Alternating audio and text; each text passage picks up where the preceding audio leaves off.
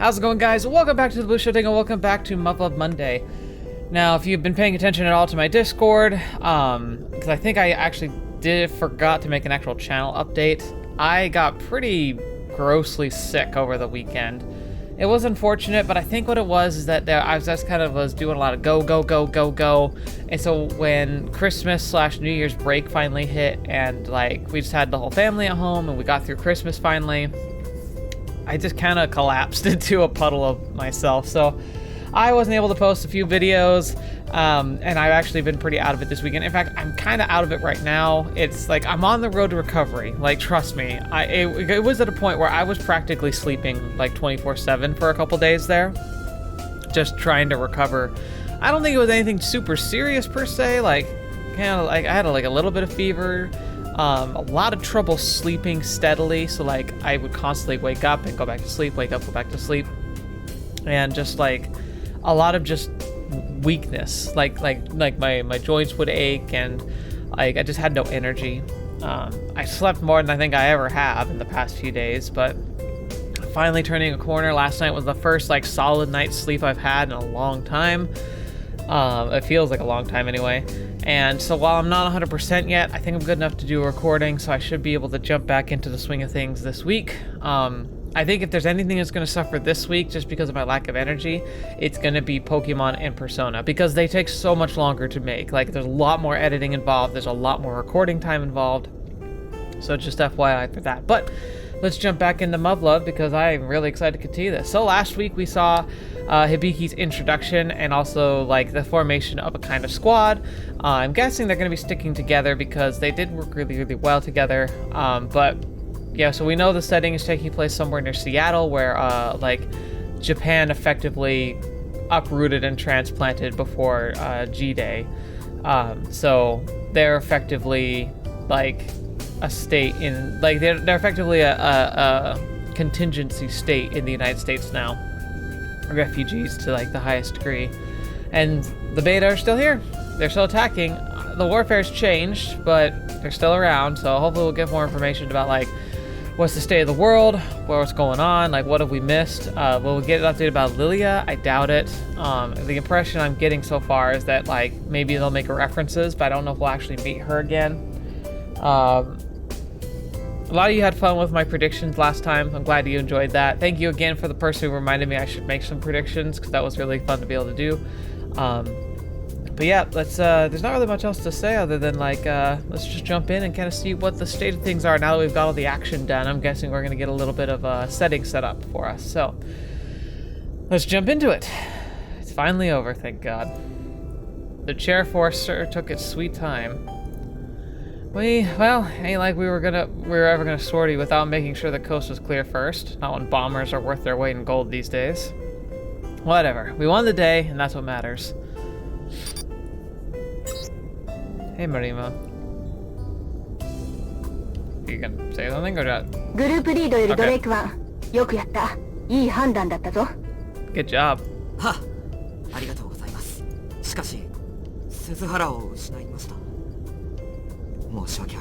Yeah, that sucked. And Karanad 1, Lieutenant Hikawa too.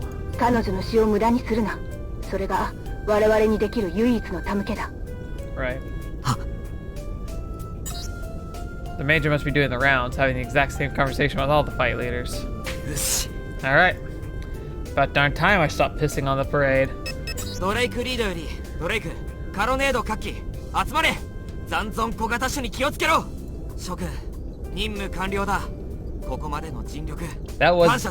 That was freaking awesome. Like, I'm kind of sure they're gonna end up sticking together because they're all on the title card, but like, even without that kind of like meta knowledge, like they really worked well together. I really would be super surprised if they actually broke them up after this. Ace Shoi, Mio no Shoi. 本当によくやってくれた。こちらこそ救援に改めて感謝いたします。ありがとう、少尉。貴様の協力があってこそだ。Hang on, I'm gonna check this because like I feel like, yeah, that background noise is just interfering just lightly. That should help balance it a little bit better.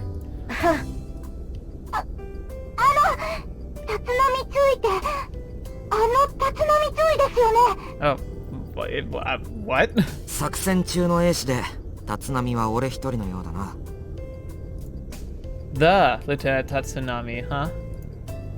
Well, weird. Ain't like I've fought that many or any battle since I came to Seattle. Going by her reaction now, it seems like I'm sort of a celebrity around these parts.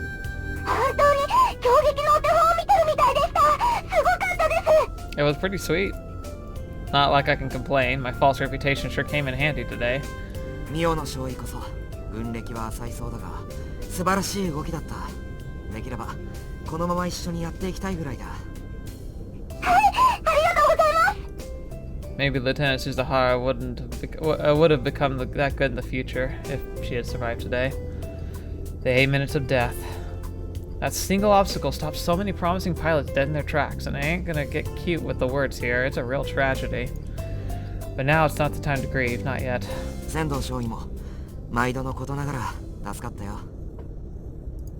いえ、こちらこそ。注意もよかった。本当に。 Alright, so a lot of you have said, like, apparently, Alicia, I think, I'm not sure that's her name, the blonde one. A lot of people were saying that they're big fans of her, and I'm sure I'll get to know her pretty well, but so far, Yuzuka is my favorite. But we'll see. My bad, Yuzuka. I'm always making you worry about me. I survived yet again. Despite that, I ain't feeling all that great. Because some things, there's no getting used to them, like having one of your squad mates die. あとは任せてくれ。お疲れさん。 That's all I can say to them now. やれやれ。こっちは随分早い消えたじゃない。 Fashionably late, America's trump card. The B-1 Lancers arrive on the scene for one last cavalry charge to take care of any remaining beta. しょうがないよ、エランちゃん。こっちは居候の身なんだから。 Ain't that God's honest truth. Seattle and Hawaii, safe havens and the only places we can call home these days. Okay, so Hawaii is still around. 向こうだって戦術機体を出してるんだから、もう少し考えてくれてもいいのにね。そうだな。 And one of the many ironies of fate, there's no mainland Japan anymore, but the Imperial Japanese Mainland Defense Force stands ready to protect American territory to the last man. The United States military also participated in this operation, but the Imperial forces make up the bulk of Seattle's first line of defense. We're the first to fight and the first to die. I mean, it's not great because that is kind of intentional, I'm sure. But it's also really not what was different with Japan mainland. I mean, Japan was on the front lines and they've just kind of been relocated to the front lines. There's this new front lines where the beta are actually making, like, attacks on mainland America, for once. Actually, I don't know. I'm guessing that there might have been occasional attacks, but I'm sure they were much, much, much more, like, rare. And it's a fate we willingly accept. We accept willingly, because while Japan may be gone, the Japanese nation survives in this foreign land. ともあれ、俺たちは生き延びたんだ。帰ろうぜ、シアトルへ。俺たちの街へ。了解。 Now, let's see if we can get a good look at Seattle and see how it looks these days. Oh. 西暦1973年に始まったベータの地球侵攻はとどまるところを知らず、人類は敗走に次ぐ敗走を余儀なくされていた。国土を追われた列強各国は生産拠点や国家そのものをユーラシアの外へと退避。一度は国土を奪い返した日本帝国も東南アジアへと生産拠点を移設。それもままならぬ国の人々は国連の旗のもとに絶望的な戦いへと駆り立てられていく。そして西暦2004年2月、30年の長きにわたるベータとの戦いに終止符を打つべく、人類起死回生の一大反攻作戦が行われた。その名をバビロン作戦。選ばれし十数万人を乗せた移民船団をバーナード政権へと見送り、5次元降下爆弾通称 G 弾の集中運用によって地球上から全てのモニュメントが一掃され、人類の勝利は目前と思われた。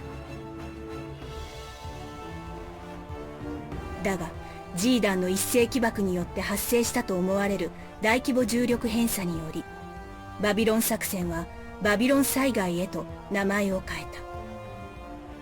重力異常によって偏った海は巨大な津波となってユーラシア大陸を飲み込み、安全だったはずの他の大陸は大気圧の激減に見舞われ死の世界と化した。かつて海底だった大地に浮いた大量の塩は風に乗って内陸奥深くまで降り注ぎ、ベータの侵略からもバビロン災害からも逃れたわずかな土地から容赦なく緑を奪い去った。バビロン作戦に展開していた各国の軍隊を中心としてユーラシアより脱出したわずかな人々は新たなる定住の地を求め変わり果てた地球を行く。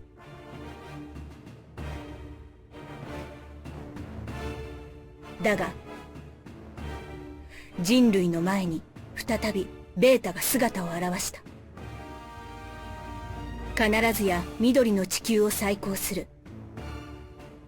宇宙に立った者たちにそう誓った人々はさらなる過酷な状況に置かれていた。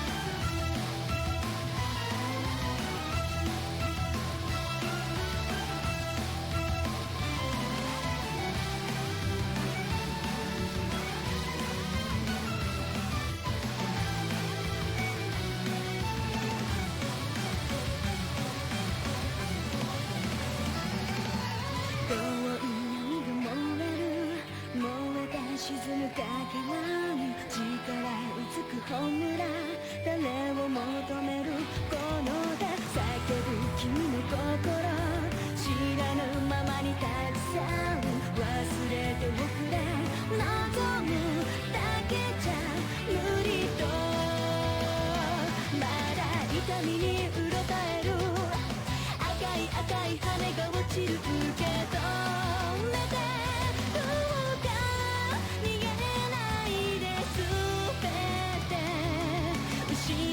定め持ちながら希望が未来を焼き尽くしてもう一度の日々がまた蘇る輝くゆえに見失う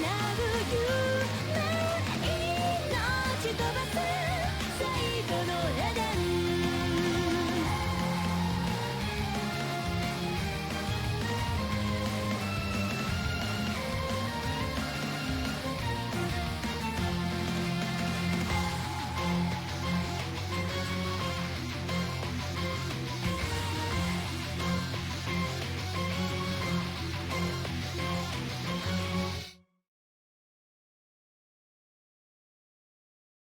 Oh boy.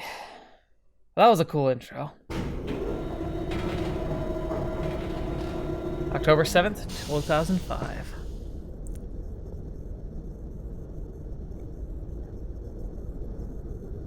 Tatsunami 注意。 Alright, before we jump into all this, I gotta talk about that intro and also, like, what a great name, the Babylon Disaster. Really didn't work out, did it? Now we got a better picture kind of what's going on. So, like, the salt was kind of thrown up on top of the lands. It looks like a large displacement of the water, gravitational anomalies. That also explains why a lot of the satellites went down, most likely. Fetch. Yeah, they really screwed the planet, didn't they? And then the beta are still here, because of course they are. Man. You can really see why Yuko-sensei was really against Alternative 5. She probably guessed a lot of this was going to happen. Being the genius she was, though, she probably couldn't prove it, which is, it just explains why she was probably so desperate. But here we are, we're going through it. Like, what's that background noise? Like, that's driving me crazy.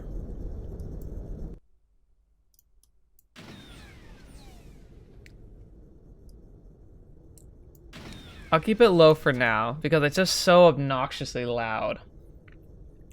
But anyway, so yeah, we got that intro. I did see a hint of Lilia in the in the title sequence, but it didn't really show her face. So I don't know if maybe she'll just be a passing character or something, but we'll have to see.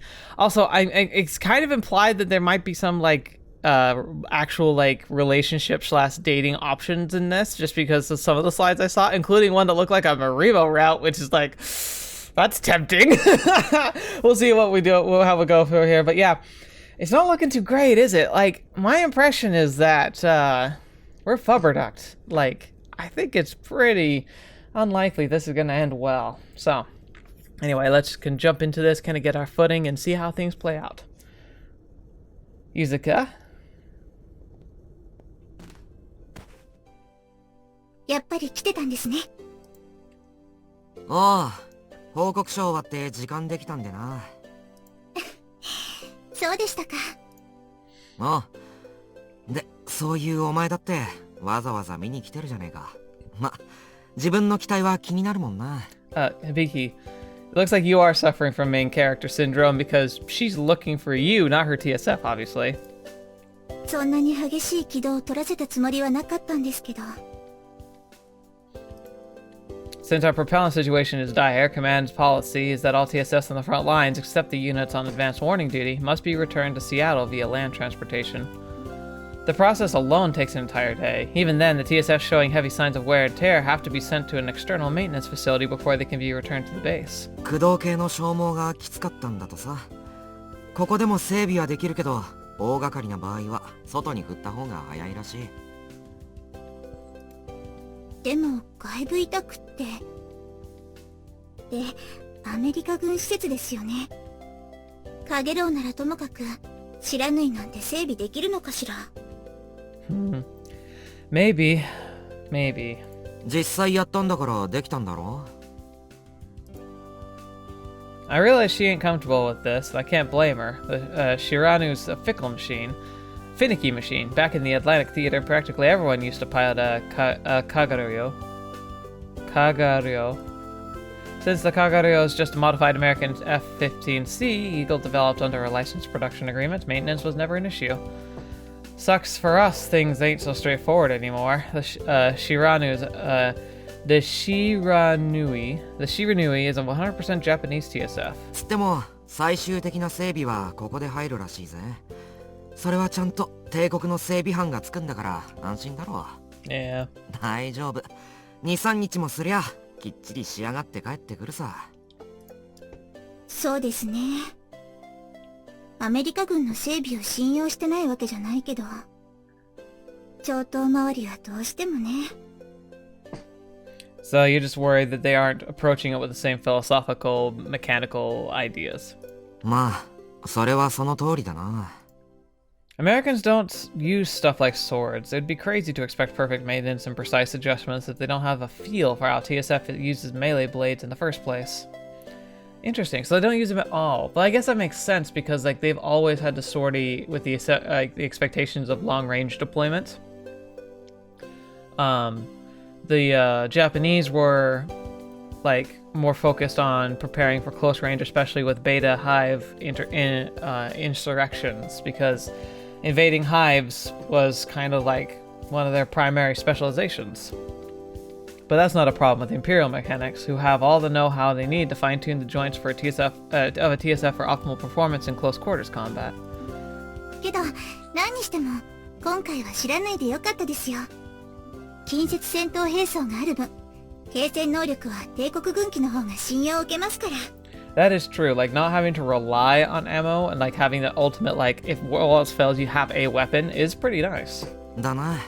まあ、大西洋じゃアメリカ軍に合わせて砲撃戦ばっかだったから、あれも安全といや安全だが。でも、いつまでもできることじゃないと思います。I think I have to agree with Yuzuka. Like, obviously, range is preferable, but you should always have a backup. そりゃそうだな。It's a safer way to fight, that's for sure, but one that burns through ammo like there's no tomorrow. And it's not like ammo production can keep up with demand in the first place. We're barely able to fulfill our minimum quota. Whether we like it or not, I see plenty of close quarters combat in our future. その意味じゃこっちには一日の長があるってわけだ。 Hey, at least you're trained better for it. ええ。とはいえ、こちらも甘えていたかも。知らん。期待に無理をかけちゃったかもしれません。大事に乗らないと。しゃあねえさ。あんだけの戦闘だったんだからよ。 Yeah, but you also have to consider the long term, because when are you going to be making any new TSFs in the near future? Like, at this point, like, it's kind of the trouble with the humanity faces in like Warhammer 40k. It's like technology, it's not like they don't have the ability to replicate their technology per se. It's more the fact that they just don't have the capacity, like, or like the infrastructure anymore to really do it. And so, like, each ship, each TSF is priceless, really, because, like, if it's lost, it's not like it can be readily like replaced. You know, you can't just like make a new one very easily. And so, like, I imagine in this battlefield, like, even like, so like, you know how we lost the new pilot. I wouldn't be surprised if they specifically went out to the battlefield after everything was over and recovered whatever was left of her TSF, because, like, refurbishing it and repairing it, even if it had taken catastrophic damage, is a lot more effective than trying to wait for a new one.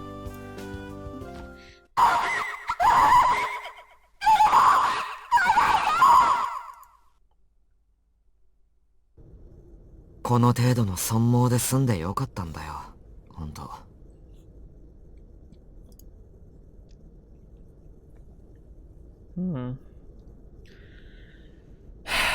That's one of the things that would suck. It would be hard to hear people's last moments like that. そうですね。本当に、そう。 Like, I imagine that might be one of the worst parts about being like a 911 like operator. You have to hear people in their worst moments and the worst things that are happening in their lives, but like, can you imagine being on the end of a phone and hearing somebody like pass away and being unable to do anything about it?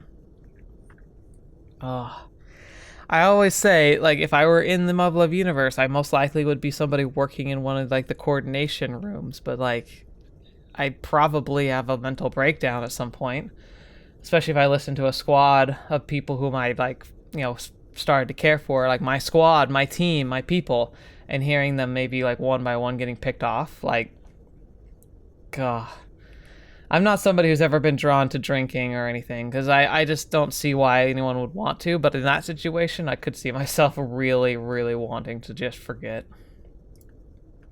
それにさ、生きてるじゃねえか、俺たち。 Oh yeah. ええ。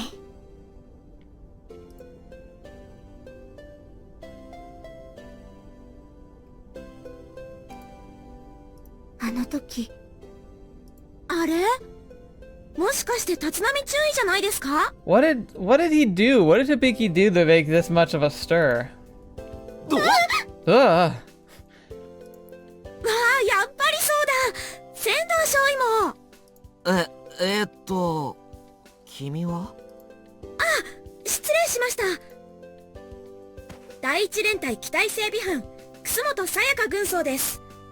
主に中尉殿の所属する第一大隊を担当させていただいています。She looks like she's wearing American fatigues.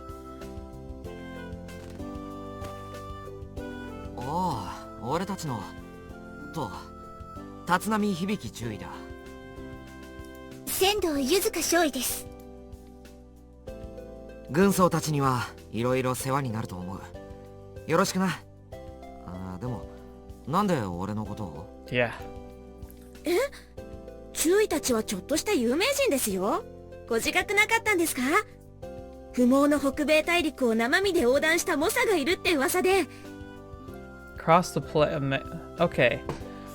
So maybe they came from Alaska then, because the barren wastelands of North America would be Canada, right? Like, because Canada was left a wasteland after, because like a beta hive, like one of the first hives like impacted in Canada, And in response, like, America nuked the crap out of it and were able to kill it before it could establish itself, which turned out to be a good move, but it did leave Canada kind of a wasteland because, like I said, they nuked the crap out of it.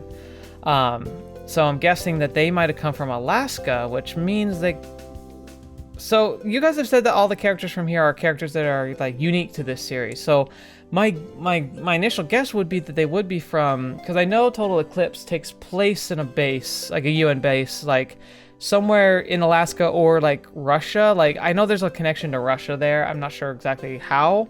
Like do they have just Russian like troops in Alaska or what? I'm not sure, but regardless, it sounds like they came from that base south. So yeah, we'll have to see.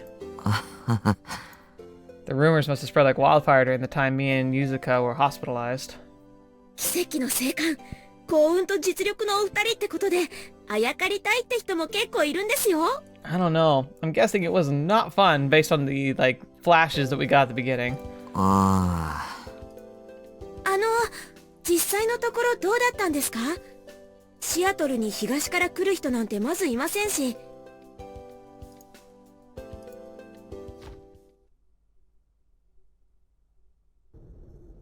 楠本軍曹。Yuzuka? はい。ごめんなさい。ちょっとお願いがあって。はい。正直言うとね、その話はあまり楽しい記憶ではないのよ。注意にも、私にとっても。Yeah. I'd be like, if I gave anything, I'd be like, we weren't the only ones who started that journey. And we'd rather not talk about it.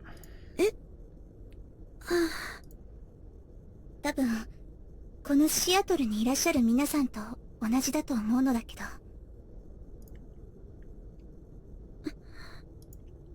だから、できればあまり。Man, she handled that so well. She's like, I'm gonna smile at you, but I'm gonna wish you harm with my eyes. Like, be quiet. Like, don't ask questions. Yuzuka could make a really good yandere. 確かに、そうです。But she's very sweet and obviously doesn't wish harm, but like has the whole like intensity. 大変失礼いたしました。お二人の事情も考えずに。まあいや、そんなに気にしなくていいって。軍曹だって噂が気になってただけだろ。And people are probably desperate for good news, right? Like a heroic story, a champion story, like something to get the blood pumping and get you excited, but no. はい。すみません。言い訳になってしまうんですけど。あ？この基地の人たち、というより、このシアトルに住む日本人全体がだと思うんですが、明るい話題に飢えてるんです、多分。Yeah. だから武勇譚とかそういうのに、どうしてもすがりたくなっちゃうというか。But it sucked. それは仕方のないことだと思うわ。だからこうして直接お話しさせてもらえた方にだけはお願いをしておこうと思ったの。It sucks, but for the sake of PR, it actually might be good for them to publish something. Like maybe they could do a recanting, like an article or something. But the problem is that the PR person inside of me would want to omit the more dark parts of their story and kind of focus on the valiance of their journey to kind of boost morale. Boosting morale is important, but it would also be flat out deception to actually do that. So I'd be really good at running PR. Like, I have a really good instinct for this kind of stuff, but I also have a moral compass that would make it so that I would struggle to actually pull the trigger on like how manipulating information the way I know would be the best way to do it, but I would feel horrifically guilty to do it. I think that's my biggest problem in life is like I'd be good at stuff I don't want to do, and like the stuff I want to do I'm not good at. So I'm just kind of stuck in this limbo of just like patheticness. そう言っていただけると助かります。ではお詫びというのもなんですけど、この話あんまり持ち出されないように火消ししてみます。こう見えても私、あちこちに顔が利くんですよ。お Anyone, 任せください。 people who say they carry lots of influence tend to not, but maybe we'll give you the benefit of the doubt. 大丈夫なのか？それは確かに助かるけどさ。無理しなくてもいいぜ。別に軍曹が周りの反感買ってまでやるような話じゃないし。Yeah, unfortunately. ああ、それは大丈夫ですよ。別に噂を否定するわけじゃないですから。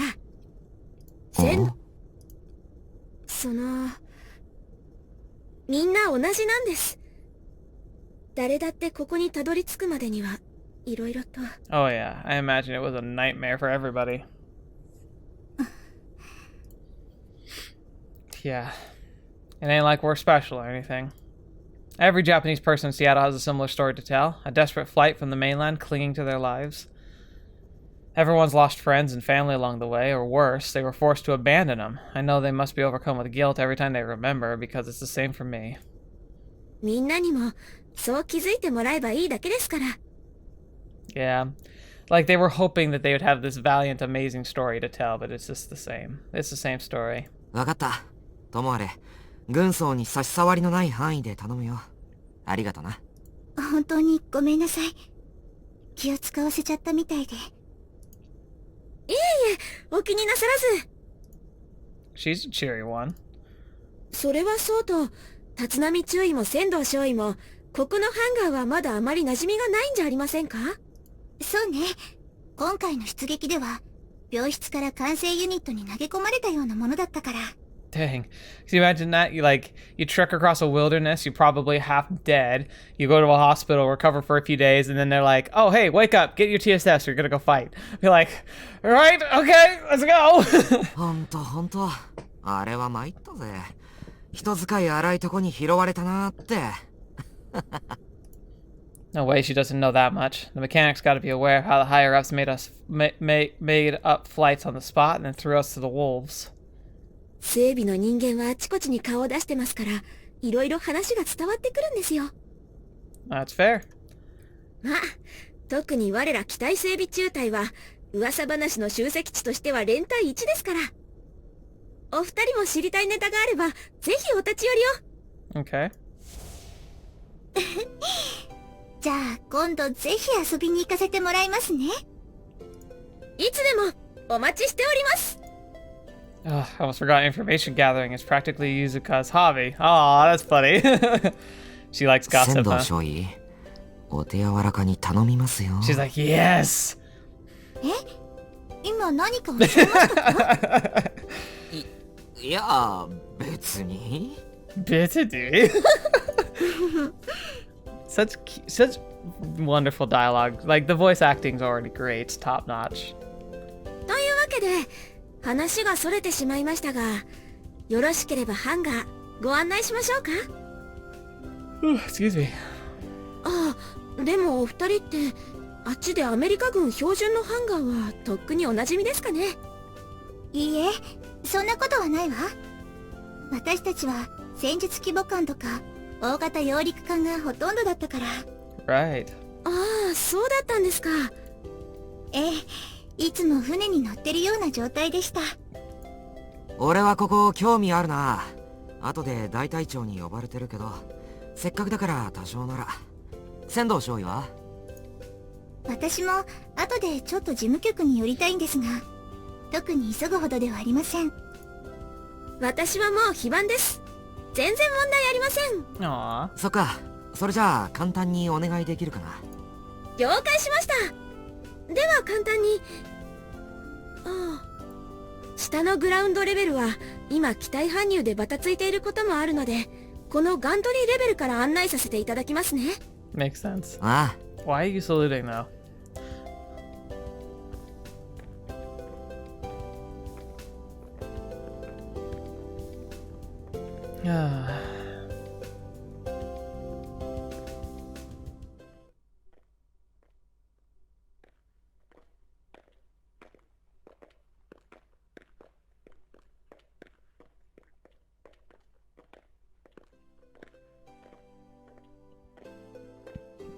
Hey, this い looks や nice. ー、しかし、他のハンガーは船と比べて余裕があるのは当然だと思うが、ここはその中でもズバ抜けてねえか？ This place is huge. ええ、ここ元は港湾にあった戦術機を輸出する際のハンガーというか倉庫だったんですよ。だから天井も高いですし、通路も広いです。Makes sense then, if it was like for shipping out purposes. なるほど。輸出用の倉庫ね。そりゃ規格外なはずだ。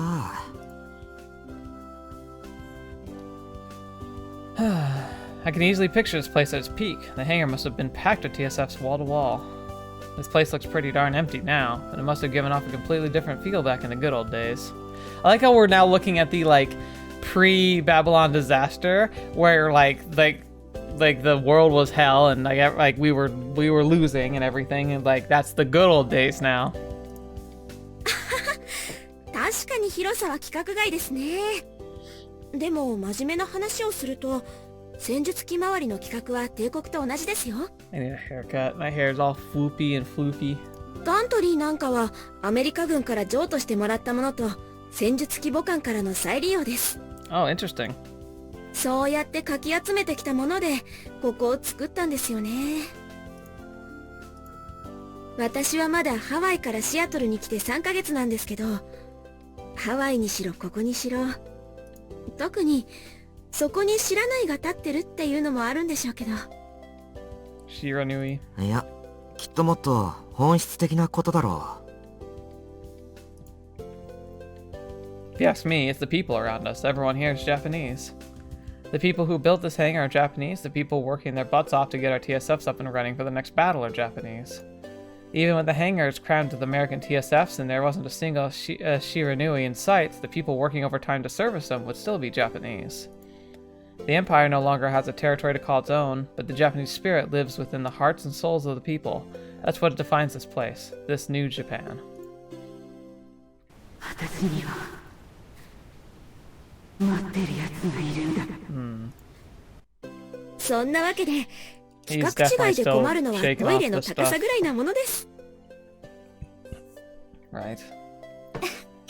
それは確かに困るわね。向こうの揚陸艦もそんな感じだったわ。Are you guys bonding over friggin' toilets? Like, seriously? あ、お二人の白縫いも無事戻ってきてますね。みたいだな。実は俺たちこいつらの様子を見にここに来てたんだよ。Yeah, let's go take a peek. ああ、やっぱり気になりますよね。実はお二人の機体、出撃前の緊急整備を担当したのも私たちの班なんですよ。Oh, nice. お、そりゃ軍曹には感謝しないとな。ありがとさん。いえ、そんな光栄です。まあ欲を言えばあと一日早く行ってくれとは思いましたけど。I know that pain. Yeah, the decision to sortie was so sudden. All the maintenance work had to be done in the blink of an eye. 軍曹たちの整備の出来次第で俺たち英士の戦果も決まるからな。よく頑張ってくれた。ありがとうございます。楠本軍曹に質問するのもなんなんだけど、実はシアトルに来る前からうすうす感じてたの。率直なところ、いろんな面で精度というものが落ちてきてる気がするのよ。戦術機に限らず。What do you mean? Maybe she's onto something. Lieutenant Hikawa's assault cannon might have jammed because the mechanic in charge sucked at their job or because the shells themselves are defective somehow. ああ、すみません。その感覚は正しいです。すでに数字で上がってるんですよ、その問題は。Oh, are you serious? Like, that literally killed him. アメリカ軍とも統計値を交換してるんですが、各種部品の不良率も少しずつですが確実に上がってますし、事故も増えてます。Salt. I bet you that's what it is, the salt.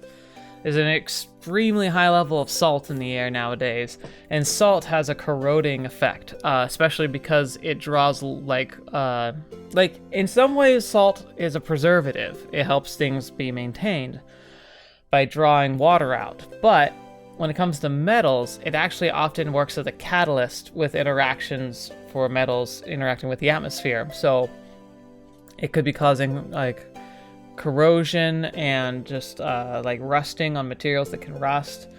It also is really good at being crystalline structures. So like you get salty liquid in a liquid form into like the joints or crevices of a device, and then as it's heated or just dries naturally, it's going to crystallize, and just a little bit of crystallization on enough mechanical pieces is enough to start slowing it down and to start causing it problems. In fact, it's one of the biggest issues in America, I'm guessing Canada for sure.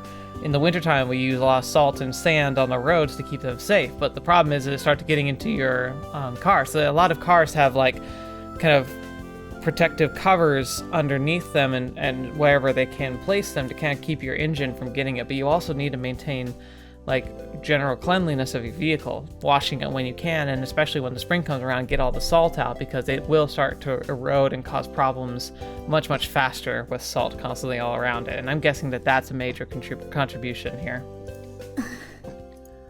言い訳になってしまいますが、現状どこもギリギリの稼働を強いられていて。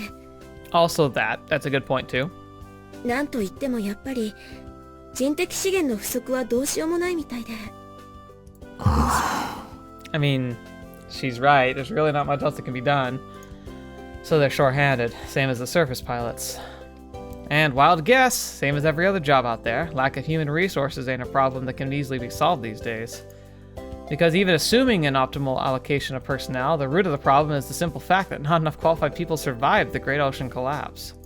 でも私たち整備班も何とかしようと努力してるんです。それこそ睡眠時間以外は全部ハンガーに詰めっぱなしで。Calm down. We understand. We're not accusing you. だからそのなんていうか。ああ、軍曹たちが頑張ってくれてるのは分かってる。仙道少尉も軍曹を非難しようと思ったわけじゃないんだ。She was just making an observation. それこそ軍曹と同じさ。俺たちも納得のいく仕事ができないのが悔しいんだよ。だからまあ、これは俺たちの愚痴だと思ってくれて構わない。Hibiki and Yuzuka are both very they're articulate. They're very thoughtful people. They definitely they have their feet planted on the ground, and they know how other people think. It's kind of refreshing almost, because a lot of times we've been dealing with characters that seem very much not in touch with who they are. They have a lot of personal flaws, and I'm sure they have flaws, but it looks like they've gone through a lot of their own journey, enough experiences that they just have this kind of quiet presence to them already. It's kind of refreshing. Nice speech. Too bad it's complete bullcrap. The mechanics need to get their crap together. I don't know if we can go back to the good old days where maintenance was perfect, but this needs to improve yesterday. Surface pilots entrust their lives to their TSFs. The maintenance group's mistakes and failures have a direct influence on our combat performance and survival rates. So if you guys realize there's something wrong, excuses ain't gonna cut it. Do your job like you're supposed to. Crap, maybe I should stop walking on eggshells and say that outright. But would it even make a difference? The sergeant seems to feel plenty bad about it already. She's fully aware of the issue and is determined to go do right by us. The maintenance crew must be feeling the heat. Every time they realize they effed up, the morale goes down, and that's a vicious cycle these days. Cutting them some slack is the right thing to do. ごめんなさい。私が無神経でした。いえ、とんでもありません。こちらこそ。全力でやってくれた結果に関して文句つける気はねえよ。これからもできる限りのことを精一杯頼むよ、軍曹。申し訳ありませんでした、注意。泣き言を口にしました。少尉もどうかお気になさらず。いいって、気にしてねえからよ。な。I'm too much of a nice guy. だけど、やっぱり相当厳しい状況にあるということなのね。はい。戦術機運用にはどうしても高い技術力が必要ですから。36ミリのケースレス弾一つ取っても、その辺で適当に作れる代物じゃないですし。Dang. またの名を、空飛ぶ工芸品だものね。ええ。ですから、どんな細部の問題でも見落とすわけにはいかないんです。だからどうしても人手がかかってしまうわけですよね。I mean, a TSF really is like a spacecraft, really. And like a spacecraft, every inch has to be poured over bit by bit, detail by detail. Everything needs to work in harmony, because if there's like, it can only overcome so much issue, but it has so many issue points, which are, you know, fractal points, places where things can go wrong and cause a problem. Like, comparatively, like, a ship is so simple compared to a TSF. Again, it's kind of like why TSFs are super impractical. Like, the idea of a mech suit is super impractical because of all the problems that could go wrong, and just like how much material it takes, the advanced technology it would require, and the amount of maintenance it would need. It makes it so that, like, in modern day, like, as cool as a TSF would be, no military is going to make one. It's just too big a resource that would be too easy to thwart with conventional combat and conventional, like, warfare. But the beta are really crafted as an enemy that a TSF is perfectly crafted to fight, because you need to have speed, reaction time, natural movements, and like a large size in order to really compete with like the beta as they are. So it's one of the only universes where the mechs actually make sense. はい。でも、その意味でシアトルは幸運の都市だったんです。何せボーニング社の本拠地でしたから。They changed Boeing to boating, and I love that. 製造拠点ってほどじゃないにしても、そこは戦術機メーカー。設備も充実してましたし、何より技術者や熟練工が生き残ってるのが幸運でした。それはすごい幸運だな。実はうちも結構人員だの設備だのを融通してもらってるんです。それで白縫いの外部整備なんてことができるのね。です。彼らの研究開発ラインの転用ができなかったら、部品調達すら難しかったですよ。That is very kind of them, especially because, like, they're an American company, I'm guessing, but, like, the fact that they are letting the Japanese use it is very good. なるほどな。俺たちは本当に偶然に救われたんだな。That's depressing that this is an ideal situation.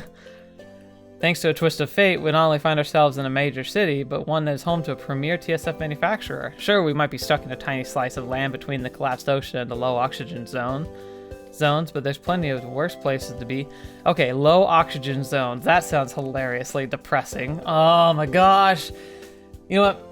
It talks about gravitational displacement. How much do you want to bet we accidentally also evacuated a massive portion of our atmosphere to space? Because that just sounds like what would happen. That's one of the biggest issues with a massive, like, meteor impact, is the fact that it spews so much debris and atmosphere into space. It can just radically change, like, the balance of the atmospheric conditions. Great. That's lovely. So that probably means that, like, elevation is deadly now. Fetch. That means that, like, of the land that's available, that really severely limits what useful land there is. Oh, fetch. Yeah, we really screwed the planet. I don't think humanity can come back from this. This is... Ooh. もちろん、我ら帝国も負けちゃいないですよ。不良発生率なんかの数字は、バビロン語でもうちの方がアメリカ軍より断然優秀なんですよ。はあ。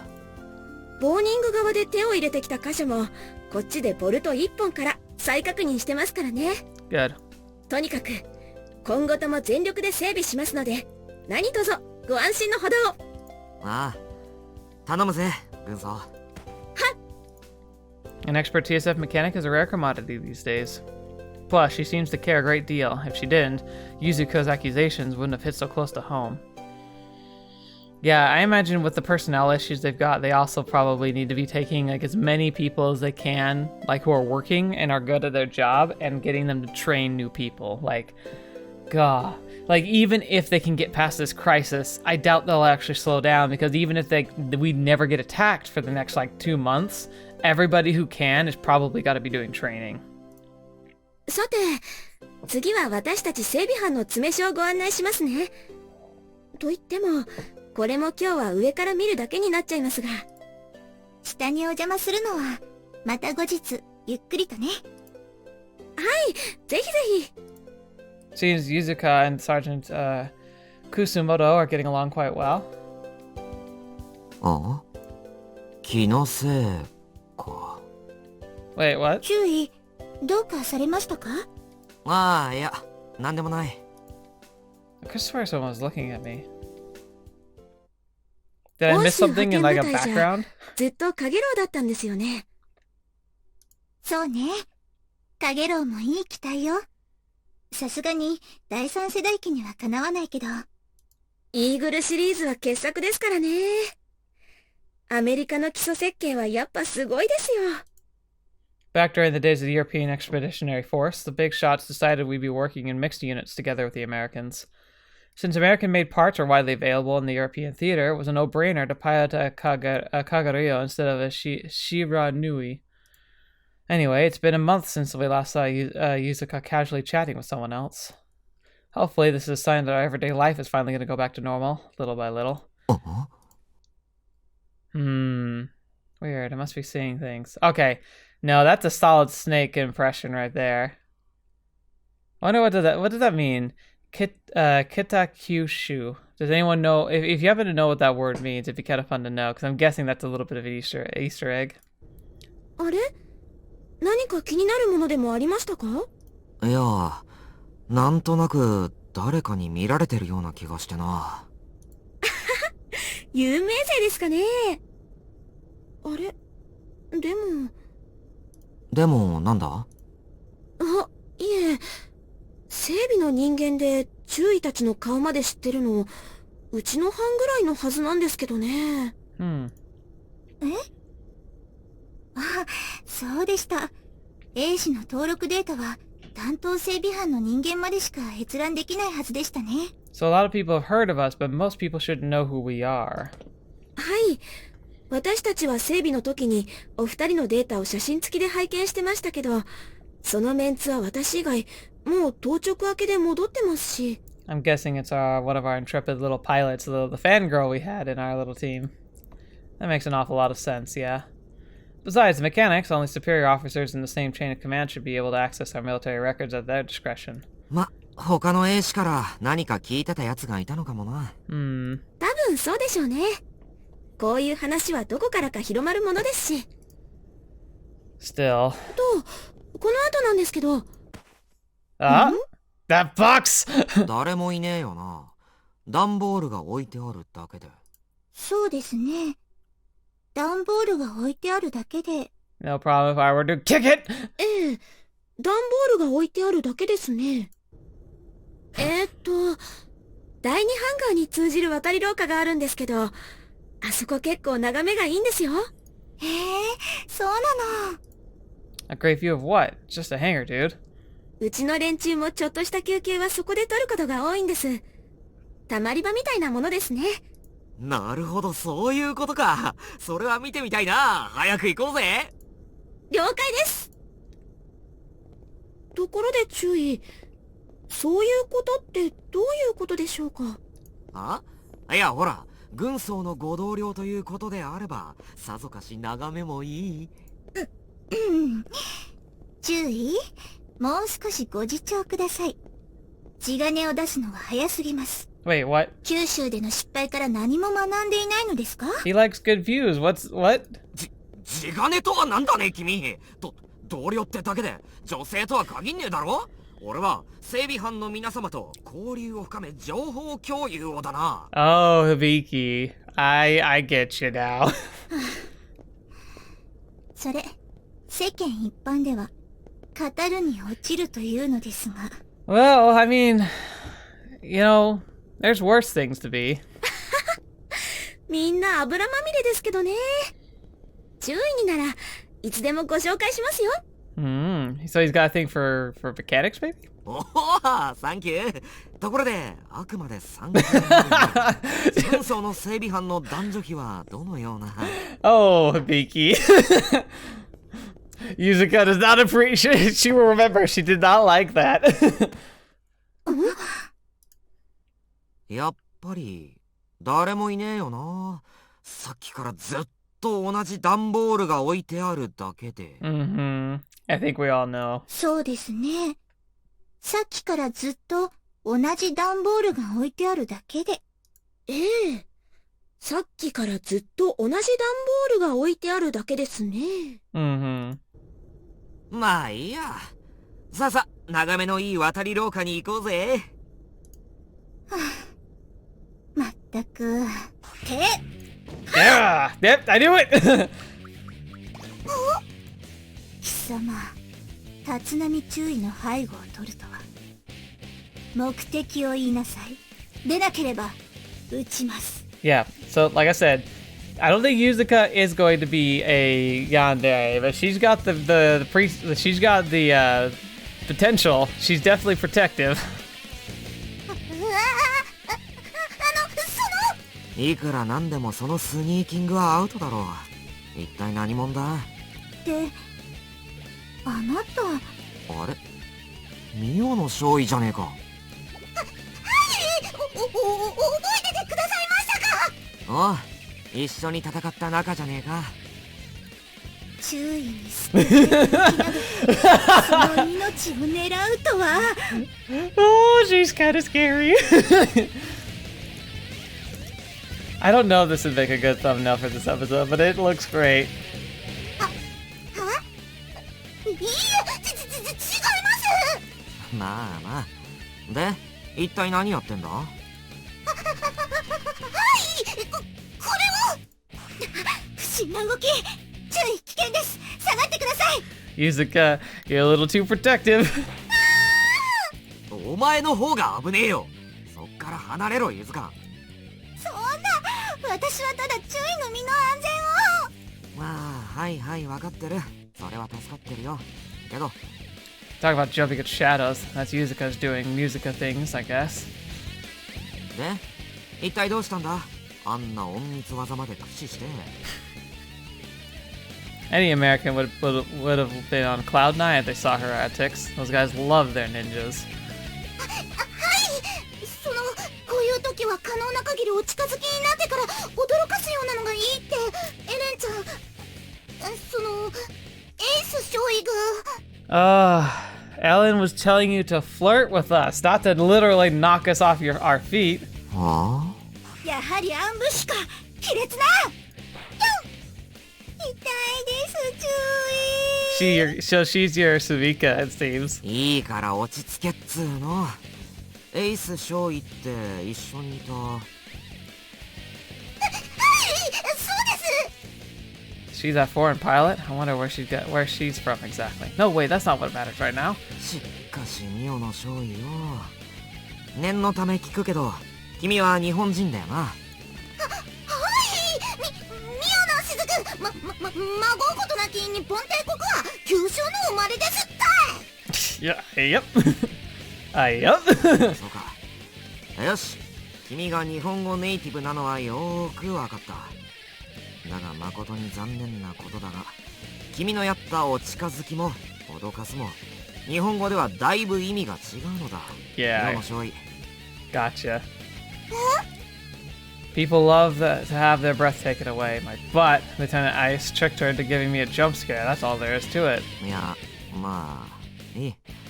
すべての謎は少尉が述べたこういう時という言葉に隠されている。その詳細を説明したまえ。実はこれは俺ね。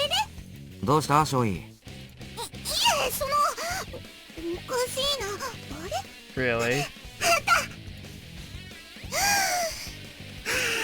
What is happening? Oh my gosh! 受け取ってください。 Darn, this would make a good thumbnail, but it'd be too spoilery. I don't want to spoil everything. Oh, that's hilarious.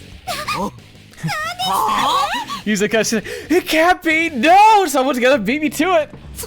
それは封筒を胸元で両手持ち、そして頬を染めながら勇気を振り絞って差し出す。それはまさしく。 Yep. な。お願いします。 Oh my gosh. She said, please accept my feelings to me? There's no doubt. I'm witnessing the springtime of youth blooming before my eyes. Wait a second. What is she even thinking? その私こういうの初めてでエレンちゃんに相談したらお手紙にしたらいいって。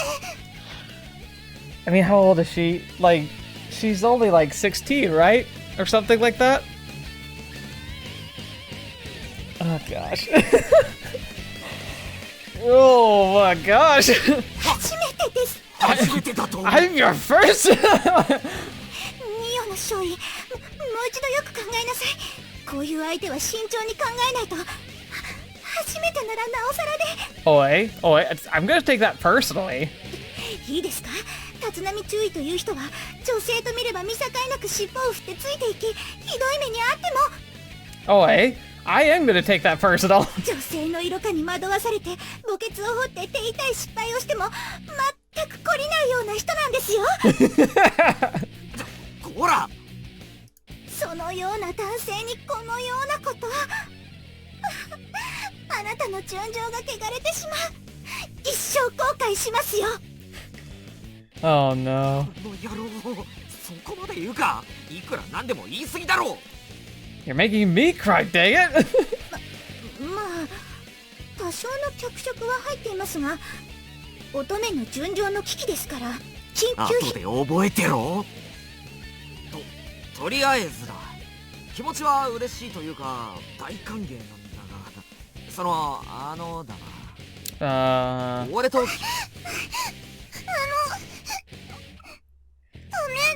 ですか？ Oh no. Shot right through the heart. Oh. いやダメじゃない。全然ダメじゃない。オーケーオーケー、もちろんいいぜ。受け取ろうじゃないか、ミオの少尉。カマンミオの少尉、カマン。ありがとうございます。ぜひ受け取ってください。そしてこの思いが伝わりますように。 It's amazing. Oh gosh darn! My forearms are sweaty, my knees look weak, mom's spaghetti, my arms feel heavy. This is the sheer power of a love letter.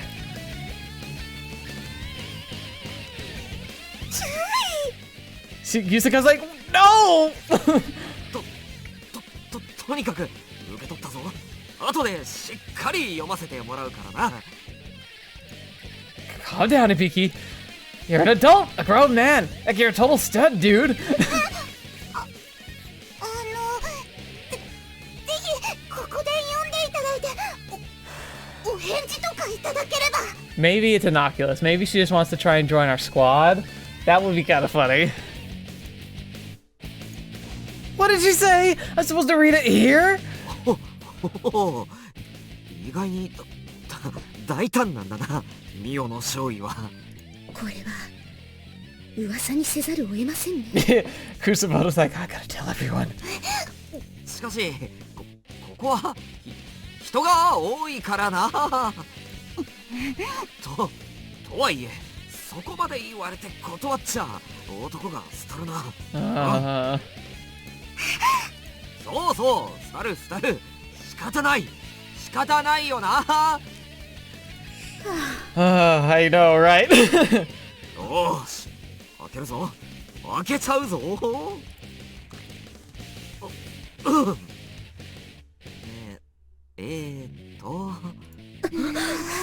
Everyone's excited. 感謝状。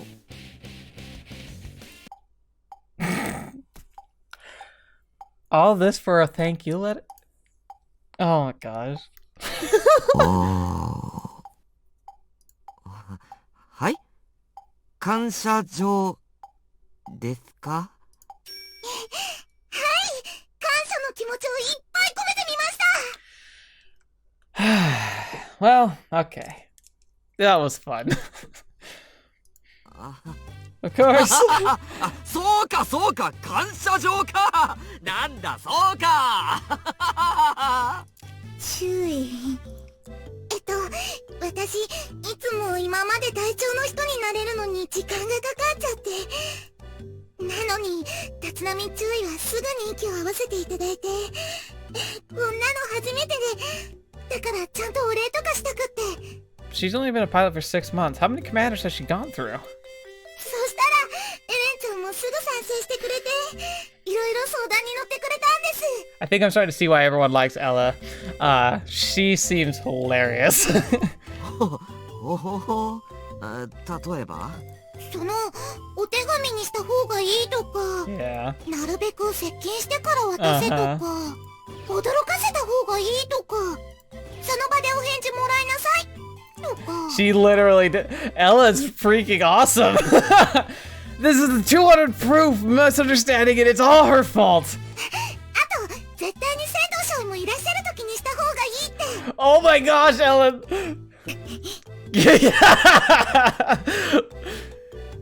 Yeah, I think I'm getting the picture. Lieutenant Ice is a daredevil, the kind of woman who will put her life on the line to mess with her superiors. Granted, messing with superiors is one of the greatest things about military life, so I'm very tempted to let this slide. But I will not! It's all fun and games when I'm the one doing it. When it's me on the receiving end, different story. Anyhow, I'm surprised Lieutenant Ice is the kind of person. And again, she might be acting overly familiar, so it's easier for her to fit in. まあともあれ気持ちは嬉しいよ。小隊長としちゃ妙理に尽きるってもんだ。で、何立浪注意殿。あなたは先日の第6次シアトル防衛戦において勇猛果敢な指揮によって私たちの政官に This reads like an actual letter of commendation from headquarters. 初めて書いたので恥ずかしいです。Alright, Shizuku, you are pretty cute. ある意味俺が初めての人でよかったよ。 Imagine she does the same thing, except to a superior officer with a stick up his butt. Well, Lieutenant Ice wouldn't get her off, wouldn't set her to get fired, I'd like to think. Wait, doesn't this mean that Lieutenant Ice actually sees me as a superior officer, or at least something close enough? Huh? おう返事をするんだったよな。はい。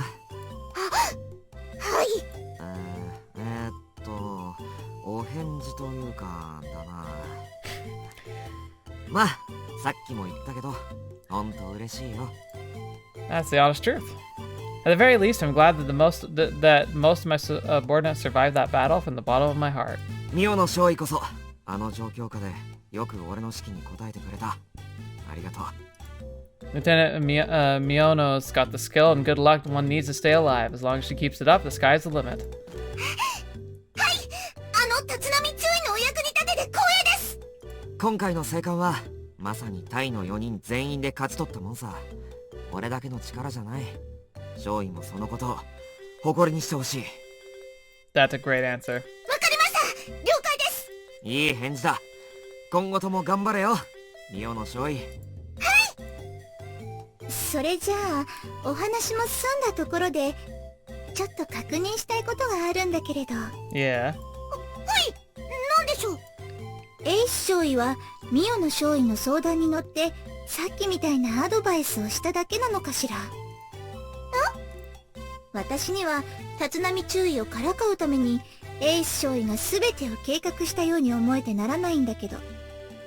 Yep. So I would beg to. It would seem that she would likely be close enough to watch.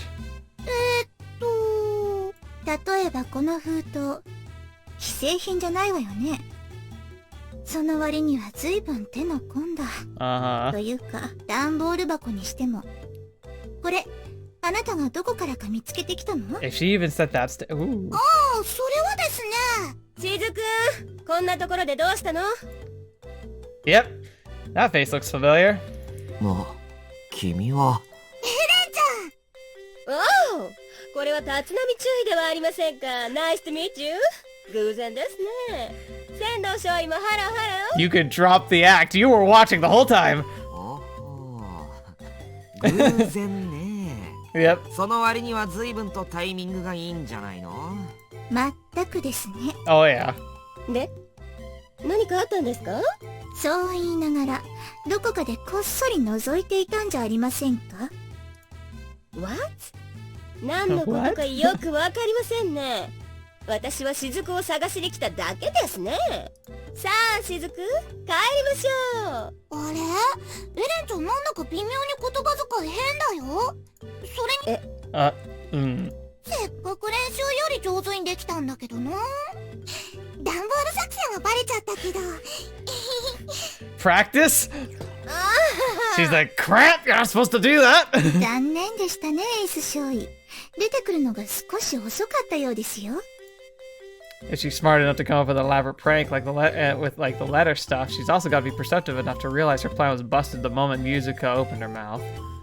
At any rate, Lieutenant Ice might have been caught red-handed, but I bet she's feeling pretty proud of herself. God knows I would. さて、エレン・エイス少尉。白状します。驚かれるかもしれませんが、実はミオの少尉の一連の行為は私の立案によるものなのであります。おお、この後に及んでまだおどけるとはいい度胸だな。お褒めに預かり恐縮です。まったく。だがミオの少尉の感謝状任務への協力、それ自体は良かったぞ。ご苦労だった。You were piggybacking on her ideals, but you did it in a way that didn't hurt her, so. 恐縮であります。She's like, 失礼しました。I'm almost disappointed in this reaction. だが、もしも次があれば、その時の意思表明はもう少し分かりやすくするよう助言を頼む。俺は繊細なんだ。つまり、期待した分裏切られるのは寂しいから、勘弁し。Ooh, I like you. エース少尉。失礼しました。次からは立浪注意の繊細な心と仙道少尉の乙女の純情に配慮した立案をします。Oh my gosh, the chaps just keep coming. ま、いいか。注意。分かってるって。でも、エイス少尉の真剣さは先の戦闘で見せてもらったし、Yeah. これでおおよその人となりが分かったからいいさ。We can be on our toes now. Lieutenant Hikawa's death must have been terrifying for her, veteran pilot or not. All the experience in the world can't prepare you to witness your combat buddy becoming a beta's lunch. And the experience must have been enough to traumatizing for someone like Lieutenant Miyono, who has barely 6 months of experience under her belt. I only took her and Lieutenant Aisa in by sheer coincidence, and they had 1 foot in the grave already. Would have bought the farm for sure if me and Yuzuka hadn't showed up. So she didn't come up with this prank just to amuse herself. No, she's trying to cheer up Lieutenant Miyono after her near-death experience. And would you look at that? The kid's standing here having fun with all of us. She's a tough one for sure. But tough as she might be, Lieutenant Miyono ain't a war machine. Her mind will give in if she doesn't keep her balance. She'd made it this far thanks to Lieutenant Ice, who's been giving her that much needed reprieve. Plus, the benefit is mutual. Fooling around with friends, having a good time? You could say this is almost therapeutic for Lieutenant Ice in a way, helps her cope with whatever demon she's keeping at bay. Yuzuka's got to be aware of that too. There's no way she isn't. 今後のことについては少尉の節度に期待するよ。It's wishful thinking, right? はっ、注意の寛大なお心遣いに感謝いたします。今後にご期待ください。Oh boy. 分かったよ。けど、あんまミオの少尉をおもちゃにして遊ぶんじゃねえぞ。了解しました。強いと分かってるんなら、なおさらな。了解。And you're just okay. ところで、神宮寺少佐とのお約束はまだよろしいのですか？ああ、そうだったな。そろそろ出といた方が安全だな。お引き止めしてすみませんでした。 You're fine. いや、まだ全然大丈夫だからさ。どうもあれ、ありがとな、少尉。はい。それから、楠本軍曹。はっ。途中から妙な話に巻き込んじまってすまなかったな。案内の続きはまた今度頼むよ。いえ、お気になさらず。面白いものを拝見させていただきましたから。I agree. I would have been super fine with being part of this. 噂にするのはほどほどにな。頼んだぞ。は、さじ加減はお任せください。Right. Yeah, no, my hunch tells me she's gonna milk our little show for all it's worth. ああ、そうだ。エイス少尉、ミオの少尉。せっかく一緒に生き延びたんだ。一度ぐらいみんなで飯でも食おうぜ。お願いします。光栄です。仙道少尉さえよろしければぜひ。お断りする理由はありませんから、エイス少尉。You're so angry. いやー面白い。本当面白いわ。Oh yeah. Well, no, you missed the greatest show on earth, which was, you know, Takaru and all of them, but this is a close second. さて、今日のところはこれで失礼するよ。仙道少尉。はい。1600以降は無線待機しててくれ。大隊長と会った後、何か過達事項があるかもしれないからさ。Right. 了解です。神宮寺少佐とは三熊ですか？ああ、少佐の執務室に直接呼び出しだ。ではその頃、埠頭付近にはいるようにいたします。Good job. Good job. 助かる。じゃ、また後でな。All right. Ooh, look at that. That ship looks awesome. If I were in this universe, I think I would have been interested in the Navy side of things. Like, it's a good way to be able to participate without actually, like, you know, having to rely on me so much, because I'd be the weak link of the whole operation. Like, maybe my brain, but we're going to stop here for today, because this is a long but fantastic episode. Thank you guys so much for being here. That was fun. A lot of dark depression at first, and just reflection. Ended on a good high note. Perfect place for us to end. And we're going to go see Marimo-chan next time. So thank you guys so much for all of this. I appreciate you spending your time with me, and thank you for holding out with me. Like, I'm going to have to go lie down because I'm feeling pretty exhausted and my stomach hurts. So again, I'm not 100%, but I'm getting better, hopefully. And so I'm grateful to be able to at least do this much recording with you. Thank you guys so much for your time with me, especially to the patrons who are giving, like, directly to the channel. Like, a lot of the steps I've been taking on the channel lately are motivated and possible because of you, so thank you so much. And for those who are choosing to support me in that way, but everyone else who is here by watching, by commenting, leaving likes, and all of that, it means so much to me. It means a lot to the channel. It helps to grow, helps me to, like, find the footing that I want, and, like, I'm looking to be able to go for. So thank you so much for that, and I hope you guys stick around. Hope you enjoy the rest of the series with me, and you can enjoy the other content, videos, things, wow, words. I can talk, I promise. I hope you enjoy other future videos I'm going to be publishing. So until the next video you're watching me ever, see me in next. I'll see you there.